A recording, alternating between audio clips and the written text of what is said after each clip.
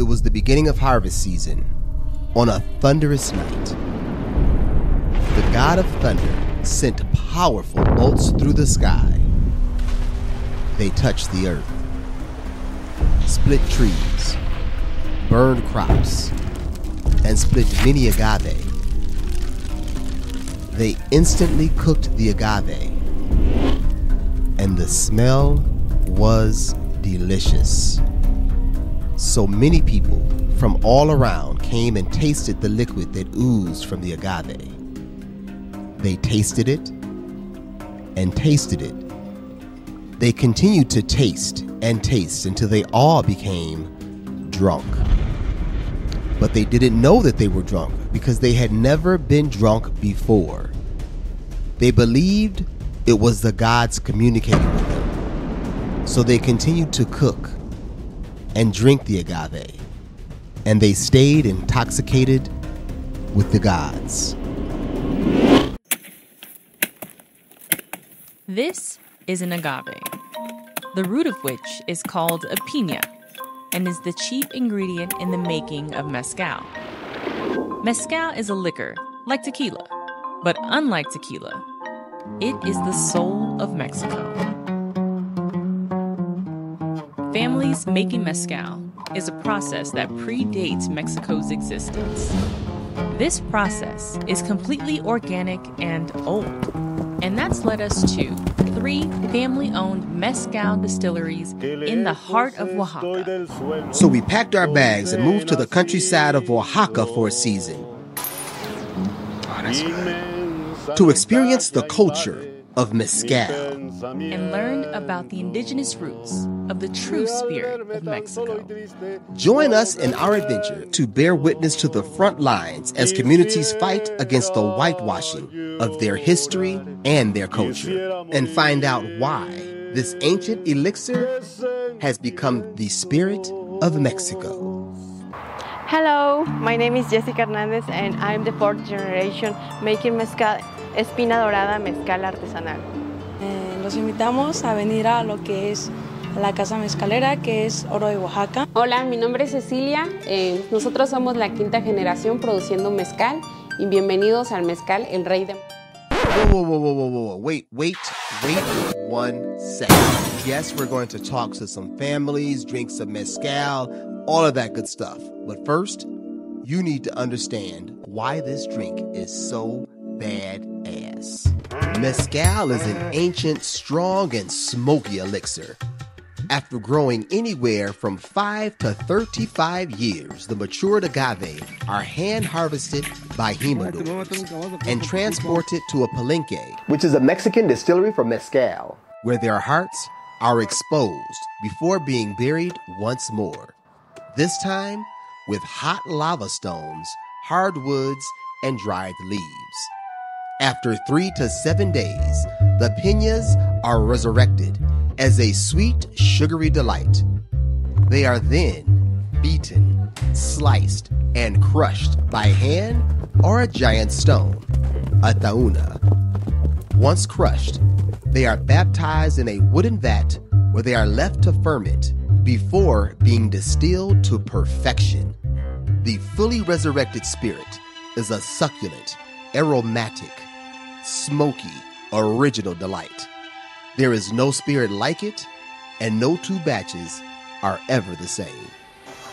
This entire process is overseen by the maestro mezcalero. Maestro o maestra mezcalera? El maestro o la maestra mezcalera es la persona que le da la esencia al mezcal. Es la persona que trabaja en el palenque y lidera un lote de mezcal. Ya somos 5 generaciones trabajando todo lo que es el proceso del mezcal.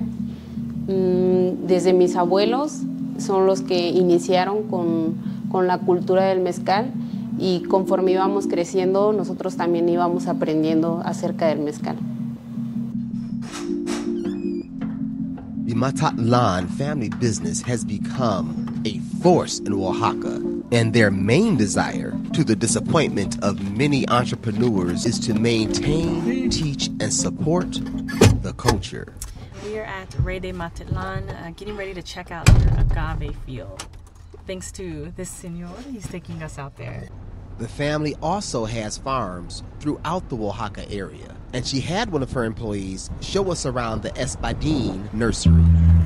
But mezcal with silvestre.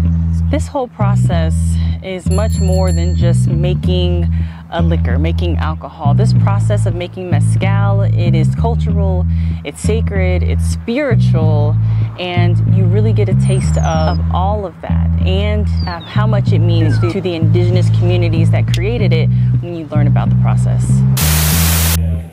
I respect all the traditions. If it tastes good, we're not trying to replicate. We're just trying to see what happens when you grow agave in California and let craft distillers work their magic. In Mexico, the spirit is called mezcal. Here, we call the elixir leonista. I asked the different distilleries how they felt about their culture and their spirits being exported and taken around the world. And here's what they had to say. Yo pienso que sí, muchas personas vienen y se interesan por la cultura de acá de nosotros, ¿no? Pero como vuelvo a repetir, son personas que nada más vienen un rato y se van. No es como nosotros aquí, como de esto nacimos, de esto hacemos, crecimos con esto y andamos con esto de fuera, ¿no? Y pues yo la verdad a las personas les agradezco también porque es una fuente de trabajo para todos. ¿Qué pienso a las personas? Es muy difícil para mí explicarlo, ¿no? Pero sí, como podría yo decirles, verá. They want the integrity of the culture to be maintained, and it is mucho, mucho, mucho importante. It is very important, and it is close to their hearts because the culture of mezcal is the culture of the people here. Here I have, it's offering for my women ancestors. Con base en la historia que les conté, ellas hicieron este mural y realmente el coyote, es un coyote, no es un lobo. Coyote. Ajá, representa a las guardianas del agave. Porque antes el mezcal no se vendía, el mezcal era para fines medicinales y para ceremonias muy importantes. Puede ser una boda, un bautizo, diferentes ocasiones especiales. Para eso era el mezcal. Entonces, si mis abuelitas, sin toda la historia que hay detrás, no hubieran conservado el mezcal, realmente no estaríamos nosotros acá. Okay. Allow me to translate.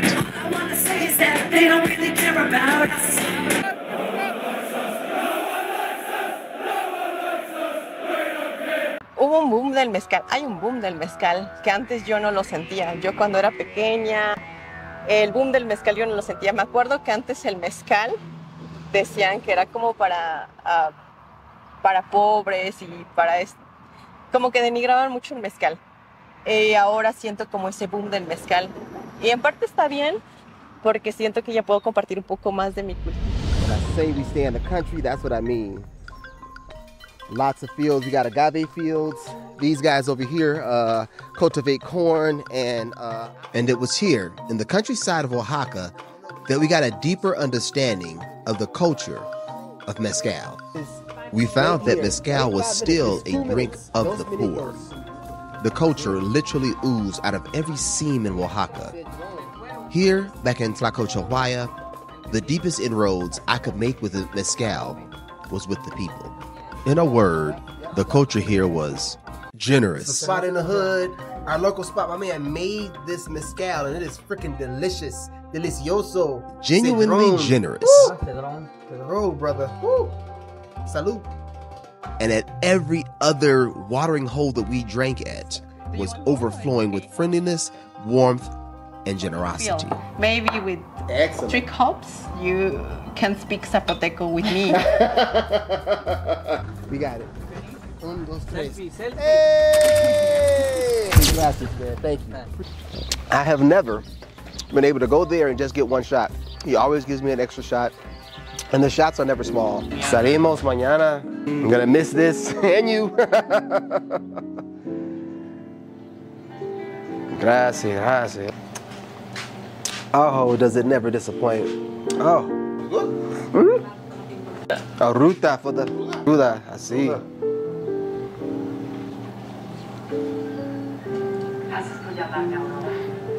Oh gosh, man, I look here. See, here. See, they're always like gigantic shots. Anyway, that's been our neighborhood hangout since we've been here in the country. Gonna miss it. The mezcal is sagrado. How do you say sagrado? Sagrado. Sagrado. Special. Special. Mezcal has always been a big part of our lives. Mezcal is big with celebrations here. Whenever we have a party in Oaxaca, it always starts with a glass of mezcal. And every family brings out their very best mezcal. Sometimes these mezcals are produced 10 to 15 years ago, so they're very special.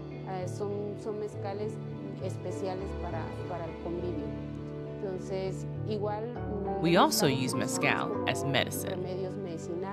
I remember when I was a child and I had fever, my mom used some mezcals with different herbs and put in this part of my body, this part with a green tomato. Put in this part, this part, and I feel better in another day. Yes.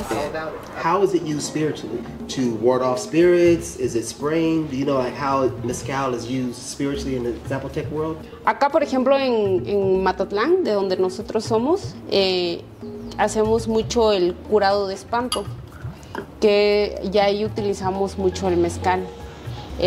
Soplamos el mezcal a la persona y jala aire y regresa su espíritu a la persona. That's what you're saying. That's exactly what you were saying. So it elevates the spirit within. Go! See? I hear you. I hear you. So we are on our way to meet with the Mezcal hookup in this town. Apparently everybody knows him. Right. We asked him what his address is and how to get there. He's like, oh, I'm on this street. Just ask around. Everybody knows me. So this should be an interesting meeting. We're on the hunt to try to find out not just the spirit of Mezcal, but the culture of Mezcal in this area. So let's see what he has to tell us. And true to his word, we asked around and found our way to his home. Well, it looks like we have arrived and found Pancho. Hola. I later found that he serves many of his customers right through this gate. All day. Oh, bonita.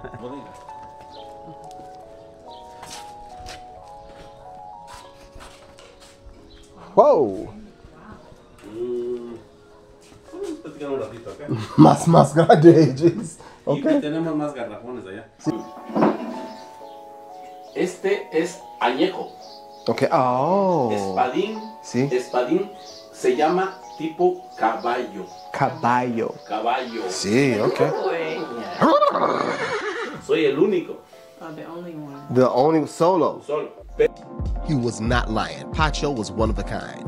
And so were the concoctions that he created. All with a relatively high alcohol content. I think the lowest we got down to was 45 and went all the way up to 75. And they were all relatively smooth, different, distinctive, and really, really, really high level, great mezcal. Pancho was a mad scientist. He had so many different sorts of creations with mezcal that we had never heard of before. We also learned that he was the mezcal supplier of a lot of local businesses in Tlacochahuaya. I mean, we requested some at some of the stores in the area, and they pulled out their leaders from the back. Sí. Y esto flota. Y donde llega. Ah, that's how you measure the alcohol. But one thing for sure is that his mezcal creations are some of the best we've ever had. Este tiene 55 grados. Nice. This smells just like pine needles. Well, like the forest. Wow.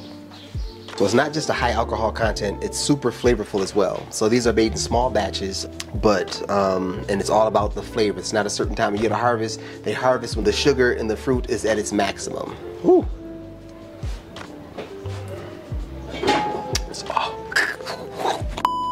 Hey, if you guys are enjoying this video, we would love to invite you to join us over on Patreon. It's our corner of the community where we share behind-the-scenes content, free downloads, sneak peeks. All that. So if you are enjoying this story and want to see more, this is our personal invitation to you to join our Patreon community. We'll see you there. In Oaxaca have many types of agave. The flavor depends of the region, the type of agave, and the production, ancestral or artisanal. What's the difference between The material in the distillation and some parts of the production. For example, in the case of the artisanal, we use the one horse. In the case of the ancestral, it's handmade, more handmade. The distillation, artisanal, we use cover. But in the case of the ancestral, the people use clay. Now, a lot of the mezcal makers and mezcaleros go through the process of producing it the artisanal way. Yeah, so that's the vast majority of mezcal, but a lot of these distilleries will sell you a certain bottle of their ancestral, and I strongly recommend it. Sublimely delicious. That's my favorite. Starts with the T, I won't butcher the name. Delicious though. I mean, really delicious, and again, strong. Tobasiche, I think. Tobasiche? Tobasiche. Tobasiche. Do you have a favorite mezcal? Sí, el tobasiche. Yes! I love that stuff too. That is awesome. Entonces, ¿gustan probarlo? Sí. So how is that different from regular mezcal? This mezcal is agave tobasiche, and the distillation was in clay pot. Old school. And for this production, we have 180 bottles, and this one is the number one. Sometimes we can get 50 bottles, 80 bottles. It depends of the agave. But yeah, this agave is a white agave. It's a white one. Oh, so it's wild. Yeah, it's silvestre. Is it only in the mountains? Is it? Yeah. Oh. If we want to produce this kind of mezcal, we need to go to different areas to hike into Oaxaca. So it's and hard then to bring find that stuff. Yeah. Oh wow. And are special. It's different the flavors and the aromas. See. You can find each one this. is different, right? Yeah. What's that name? And this one is jícara o morro. Jícara o morro. Yeah. This is a special cup to drink mezcal because you can feel more flavors. Teach me, I love this. This is agave tobasiche.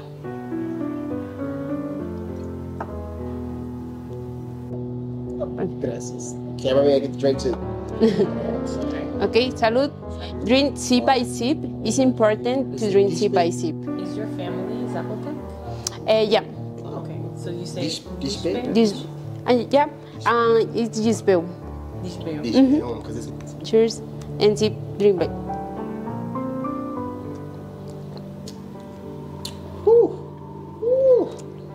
That's strong. It's very good. Yeah, you can feel the aromas in it. For this one is 47%. 47. It's good. It's delicious. Yeah, it's really good, this one. This is tobasiche. For us, it's better to drink mezcal pure. When you drink a mezcal, you can see it is an artisanal process or it's an industrial process. To drink a good mezcal, it's better to drink pure mezcal. I feel like mezcal is the soul of Mexico. So we're learning so much about the culture of mezcal. We've been asking why some of them haven't gone international, and what would it take for them to go international, or what does it look like for them? And what we're learning is that it's really important for them to preserve their culture. Culture even at the is expense everything. of making tons of money. There's a sacredness in the process and in their culture, and they want to keep that alive. So in 5 years, where would you like to see your business grow, this business grow? Now you can find El Rey de Mazatlán only here in the house. Okay. But maybe in 5 years you can find El Rey de Mazatlán in different restaurants in Oaxaca. But it's important to us to teach the culture around the mezcal. Ay, ay, ay. Ay, ay, ay. Mi sueño es grande. I have very big dreams. I want to export mezcal in the future. and I've spent many years of my life conserving this culture, my culture. And it is my ultimate goal to share mezcal and its culture, my culture, with the world.